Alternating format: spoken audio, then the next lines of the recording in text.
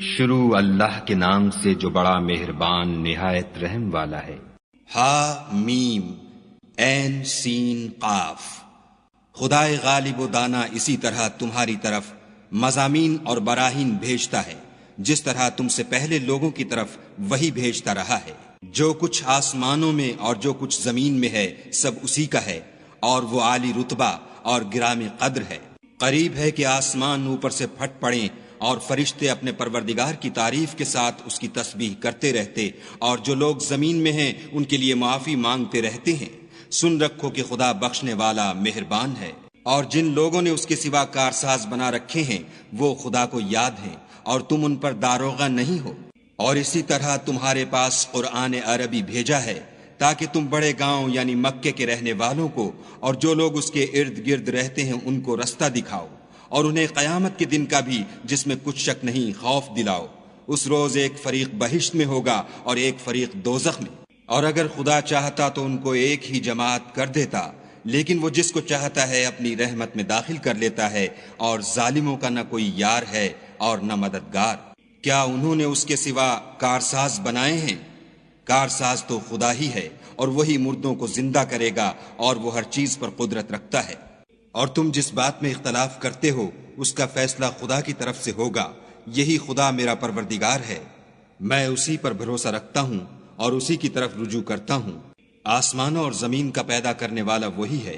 اسی نے تمہارے لیے تمہاری ہی جنس کے جوڑے بنائے اور چار پایوں کی بھی جوڑے بنائے، اور اسی طریق پر تم کو پھیلاتا رہتا ہے۔ اس جیسی کوئی چیز نہیں، اور وہ سنتا دیکھتا ہے۔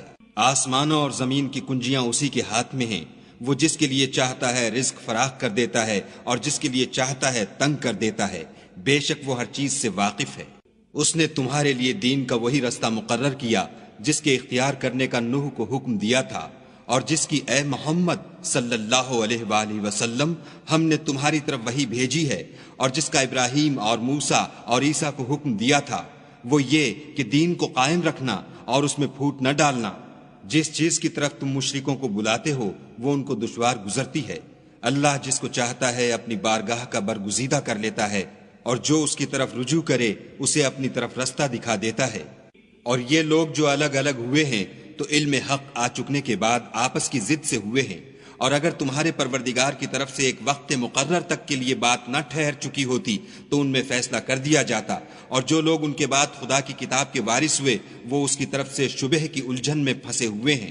تو اے محمد صلی اللہ علیہ وآلہ وسلم اسی دین کی طرف لوگوں کو بلاتے رہنا، اور جیسا تم کو حکم ہوا ہے اسی پر قائم رہنا، اور ان کی خواہشوں کی پیروی نہ کرنا، اور کہہ دو کہ جو کتاب خدا نے نازل فرمائی ہے میں اس پر ایمان رکھتا ہوں، اور مجھے حکم ہوا ہے کہ تم میں انصاف کروں۔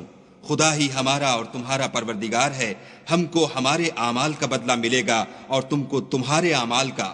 ہم میں اور تم میں کچھ بحث و تکرار نہیں، خدا ہم سب کو اکٹھا کرے گا اور اسی کی طرف لوٹ کر جانا ہے۔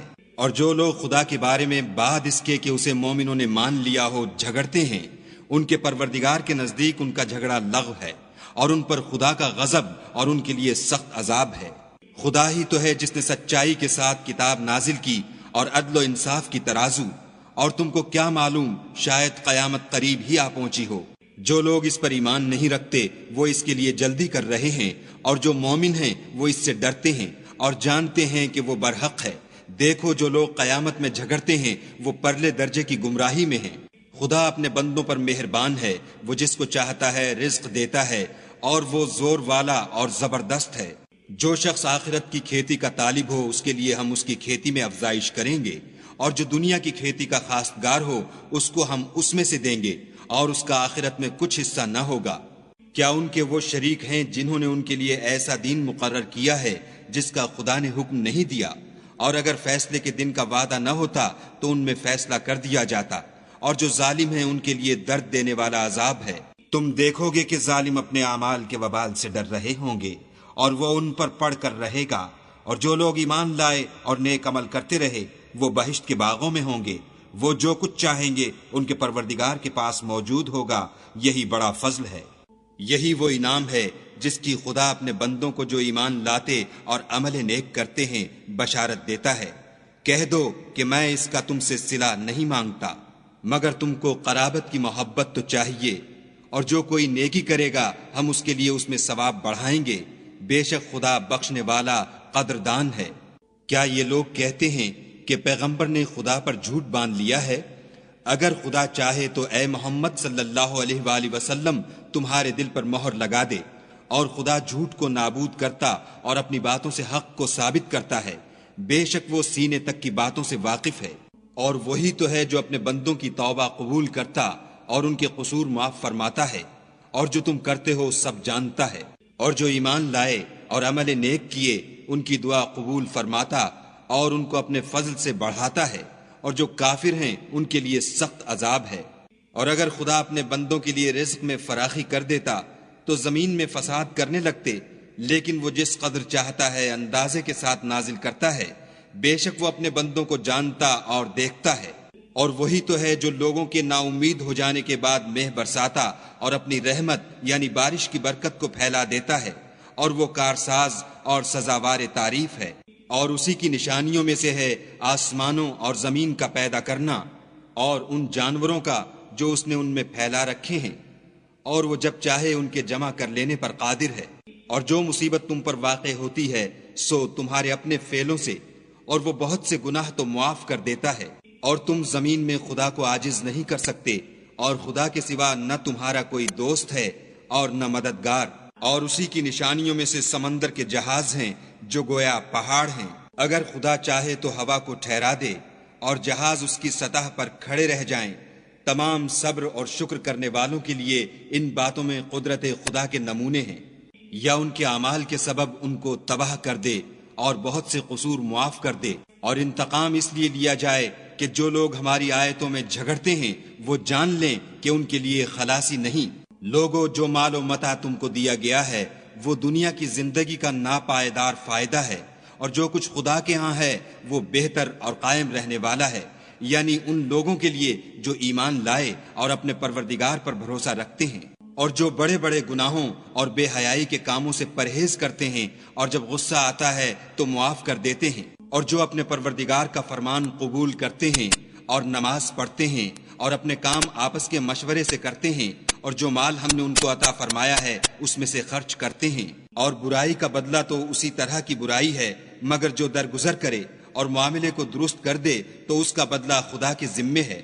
اس میں شک نہیں کہ وہ ظلم کرنے والوں کو پسند نہیں کرتا۔ اور جس پر ظلم ہوا ہو اگر وہ اس کے بعد انتقام لے تو ایسے لوگوں پر کچھ الزام نہیں۔ الزام تو ان لوگوں پر ہے جو لوگوں پر ظلم کرتے ہیں اور ملک میں ناحق فساد پھیلاتے ہیں۔ یہی لوگ ہیں جن کو تکلیف دینے والا عذاب ہوگا۔ اور جو صبر کرے اور قصور معاف کر دے تو یہ ہمت کے کام ہیں۔ والذین اذا اصابهم البغی هم ينتصرون، اور جو ایسے ہیں کہ جب ان پر ظلم و تعدی ہو تو مناسب طریقے سے بدلہ لیتے ہیں۔ وجزاء سیئة سیئة مثلها فمن عفا وأصلح فأجره على الله إنه لا يحب الظالمين۔ اور جس شخص کو خدا گمراہ کرے تو اس کے بعد اس کا کوئی دوست نہیں، اور تم ظالموں کو دیکھو گے کہ جب وہ دوزخ کا عذاب دیکھیں گے تو کہیں گے کیا دنیا میں واپس جانے کی کوئی سبیل ہے؟ اور تم ان کو دیکھو گے کہ دوزخ کے سامنے لائے جائیں گے، ذلت سے عاجزی کرتے ہوئے چھپی اور نیچی نگاہ سے دیکھ رہے ہوں گے، اور مومن لوگ کہیں گے کہ خسارہ اٹھانے والے تو وہ ہیں جنہوں نے قیامت کے دن اپنے آپ کو اور اپنے گھر والوں کو خسارے میں ڈالا۔ دیکھو کہ بے انصاف لوگ ہمیشہ کے دکھ میں پڑے رہیں گے، اور خدا کے سوا ان کے کوئی دوست نہ ہوں گے کہ خدا کے سوا ان کو مدد دے سکیں۔ اور جس کو خدا گمراہ کرے اس کے لیے ہدایت کا کوئی رستہ نہیں۔ ان سے کہہ دو کہ قبل اس کے کہ وہ دن جو ٹلے گا نہیں خدا کی طرف سے موجود ہو، اپنے پروردگار کا حکم قبول کرو۔ اس دن تمہارے لیے نہ کوئی جائے پناہ ہوگی اور نہ تم سے گناہوں کا انکار ہی بن پڑے گا۔ پھر اگر یہ منہ پھیر لیں تو ہم نے تم کو ان پر نگہبان بنا کر نہیں بھیجا، تمہارا کام تو صرف احکام کا پہنچا دینا ہے۔ اور جب ہم انسان کو اپنی رحمت کا مزہ چکھاتے ہیں تو اس سے خوش ہو جاتا ہے، اور اگر ان کو انہی کے اعمال کے سبب کوئی سختی پہنچتی ہے تو سب احسانوں کو بھول جاتا ہے۔ بے شک انسان بڑا ناشکرا ہے۔ تمام بادشاہت خدا ہی کی ہے، آسمانوں کی بھی اور زمین کی بھی۔ وہ جو چاہتا ہے پیدا کرتا ہے، جسے چاہتا ہے بیٹیاں عطا کرتا ہے اور جسے چاہتا ہے بیٹے بخشتا ہے، یا ان کو بیٹے اور بیٹیاں دونوں عنایت فرماتا ہے، اور جس کو چاہتا ہے بے اولاد رکھتا ہے، وہ تو جاننے والا اور قدرت والا ہے۔ اور کسی آدمی کے لیے ممکن نہیں کہ خدا اس سے بات کرے مگر الہام کے ذریعے سے یا پردے کے پیچھے سے، یا کوئی فرشتہ بھیج دے تو وہ خدا کے حکم سے جو خدا چاہے القا کرے، بے شک وہ عالی رتبہ اور حکمت والا ہے۔ اور اسی طرح ہم نے اپنے حکم سے تمہاری طرف روح القدس کے ذریعے سے قرآن بھیجا ہے۔ تم نہ تو کتاب کو جانتے تھے اور نہ ایمان کو، لیکن ہم نے اس کو نور بنایا ہے کہ اس سے ہم اپنے بندوں میں سے جس کو چاہتے ہیں ہدایت کرتے ہیں، اور بے شک اے محمد صلی اللہ علیہ وآلہ وسلم تم سیدھا رستہ دکھاتے ہو، یعنی خدا کا رستہ جو آسمانوں اور زمین کی سب چیزوں کا مالک ہے۔ دیکھو سب کام خدا کی طرف رجوع ہوں گے اور وہی ان میں فیصلہ کرے گا۔